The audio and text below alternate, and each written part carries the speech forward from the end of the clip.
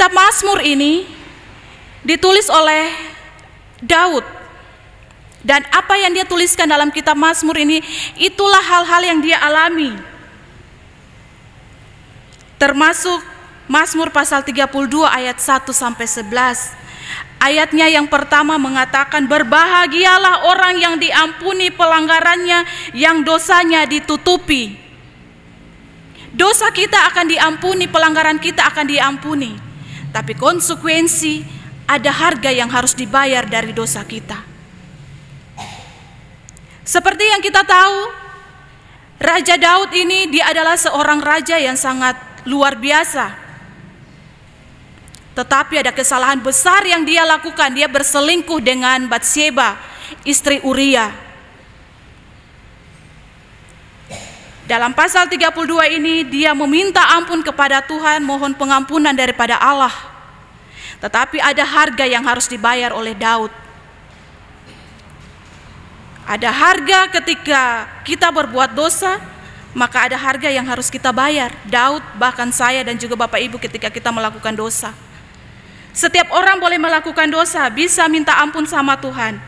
Tetapi ingat bahwa ada yang harus kita bayar kepada Tuhan. Daud, anaknya harus mati karena dosa perselingkuhannya dengan Batsheba. Batsheba adalah istri Uria. Uria adalah seorang panglima perang. Ketika dia pergi berperang, maka istrinya tinggal di rumah. Dan disitulah Daud digoda oleh iblis. Setan seringkali ada dalam kehidupan kita. Jangan biarkan setan untuk merasuki kehidupan kita untuk berbuat dosa. Tuhan tidak pernah lagi mengingat-ingat dan memperhitungkan setiap dosa dan kesalahan yang dilakukan oleh setiap kita. Kebanyakan kita masih terus mengingat kesalahan yang dibuat oleh orang lain kepada kita. Sehingga kita seringkali sakit hati, cenderung menyalahkan orang lain, bahkan cenderung menyalahkan Tuhan atas setiap dosa yang kita lakukan. Ketika kita sakit hati kepada orang lain, maka persekutuan-persekutuan yang ada dalam ibadah pun kita tidak pernah mau hadir. Maka disitulah iblis menggunakan kesempatan untuk membawa kita ke dalam dosa. Daud menyembunyikan begitu besar dosanya kepada Allah. Tapi sampai dimanapun kita menyembunyikan dosa kita, Allah mengetahuinya. Jemaat yang Tuhan Yesus kasihi, ketika kita melakukan dosa, semua itu ada prosesnya. Sebelum kita melakukan segala sesuatu yang bertentangan dengan kehendak Allah, semua ada prosesnya. Tiap-tiap orang dicobai oleh keinginannya sendiri. Ketika kita dipikat atau kita diseret oleh dosa, maka kita membiarkan keinginan kita untuk dikuasai oleh iblis. Kita harus bersyukur kepada Tuhan bahwa sampai saat ini kita masih dipelihara dan Tuhan masih senantiasa mengampuni segala dosa-dosa kita. Allah mengampuni orang yang mengaku akan dosanya. Daud pada saat itu memastikan bahwa ia akan mengaku dosa dan kesalahannya yang disembunyikannya, yang ditutupinya dan disimpan. Artinya dosa dan kesalahan yang diakui tersebut bukan hanya satu, tetapi semua dampak dari pengakuan yang jujur yang dia naikkan kepada Allah. Allah membiarkan kita semua melakukan hal-hal yang kita inginkan, termasuk dosa. Namun Allah memberikan Roh Kudus untuk menuntun kita agar kita berbalik kepada jalannya yang benar. Allah memelihara dan membebaskan kita dari segala macam hukuman ketika kita mengakui akan setiap dosa-dosa kita. Allah mengelilingi orang yang mengaku akan dosa dan dengan penuh kemurahan hatinya membawa dirinya sepenuhnya kepada Allah untuk mengatakan bahwa saya berdosa. Terkadang dosa kita yang kecil, iri hati, tidak suka sama orang lain.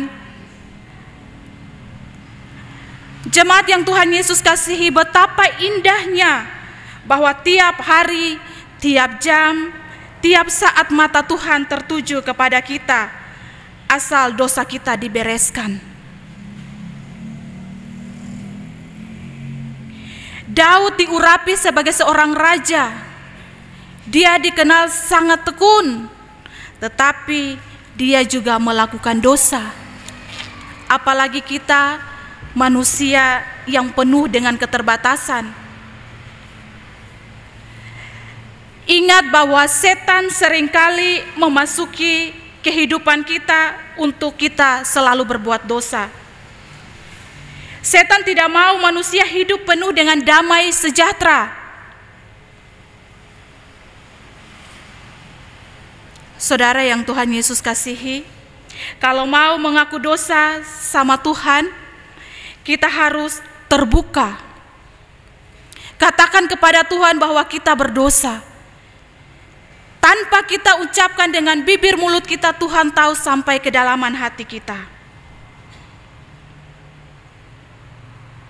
Karena dosa yang kita sembunyikan membawa dampak yang sangat luar biasa dalam kehidupan kita sehari-hari. Baik itu dosa kepada pribadi kita, rumah tangga kita, anak-anak kita, bahkan keturunan kita selanjutnya. Saudara-saudara jemaat, ingatlah bahwa dosa itu adalah pencabut damai sejahtera terbesar nomor 1 dalam hidup manusia. Untuk itu, bagaimana kita menampakkan kemuliaan Allah dalam hidup kita? Artinya, hidup dalam kemuliaan Allah, hidup yang mengalami kebahagiaan karena tidak menyembunyikan dosa tetapi mengakui dosa. Pasal 32 kitab Mazmur saat ini, ayatnya yang kelima, dosaku beritahukan kepadamu dan kesalahanku tidaklah kusembunyikan. Dosa yang disembunyikan akan berdampak pada penderitaan dan penghukuman. Jika ada masalah yang sering kita alami dari waktu ke waktu, perlu untuk kita introspeksi diri. Masalah yang sering kita alami dan yang sering kita temukan dalam kehidupan kita akan mengurangi rasa kebahagiaan kita. Dengan demikian, hal yang harus kita lakukan untuk menemukan kebahagiaan yaitu pengakuan yang jujur dan tulus akan dosa dan kesalahan kita. Mendiamkan dosa seringkali membawa kita kepada pencobaan yang mengakibatkan dosa. Kita mendiamkan dosa sekecil apapun, Allah tetap mengetahui itu. Sebab dosa akan mendatangkan masalah. Kadang dosa kecil seperti dosa bohong, dosa sakit hati, dosa benci, dosa iri hati kepada sesama dan lain-lain sebagainya adalah dosa yang tidak akan pernah terselesaikan. Jemaat yang Tuhan Yesus kasihi, manfaatkanlah anugerah Allah dalam kehidupan kita. Pengampunan adalah anugerah Allah. Itu yang terjadi karena kasih Allah semata-mata. Kalau bukan karena anugerah Allah, posisi kita akan tetap sebagai terdakwa dan akan mengalami hukuman maut yang hanya menunggu waktu eksekusi. Jadi jangan permainkan Allah dengan hidup semaunya, karena kalau sampai kita jatuh ke dalam dosa, Allah akan kejar dan tekan kita. Dan kalau kita tidak memperdulikan Allah dalam kehidupan ini, maka kita akan menjadi hancur. Jemaat yang Tuhan Yesus kasihi, milikilah hidup yang benar sesuai dengan jalan dan kehendak Allah. Dahulu memang kita orang-orang berdosa, tetapi sekarang karena anugerah Allah kita dibenarkan dan merdeka atas dosa-dosa kita. Predikat orang benar yang kita sandang saat ini harus kita pertahankan dengan menjalani hidup sebagai orang-orang benar, yaitu kehidupan yang seturut dengan kehendak Allah, yang berarti juga kehidupan yang memiliki kontras dengan kehidupan dunia yang modern ini. Ketika kita ingin hidup bahagia, maka perbuatlah hal yang sesuai dengan kehendak Allah. Mengakulah setiap dosa di hadapan Allah dengan jujur, terbuka dan ikhlas, maka kebahagiaan itu akan senantiasa kita bawa bagi keluarga, rumah tangga dan keturunan kita nanti. Biarlah firman Tuhan di pagi ini dapat memberikan kekuatan baru dan dapat memberikan penghiburan bagi kita semua di usbu kerja dan pelayanan kita di usbu pelayanan yang baru. Amin.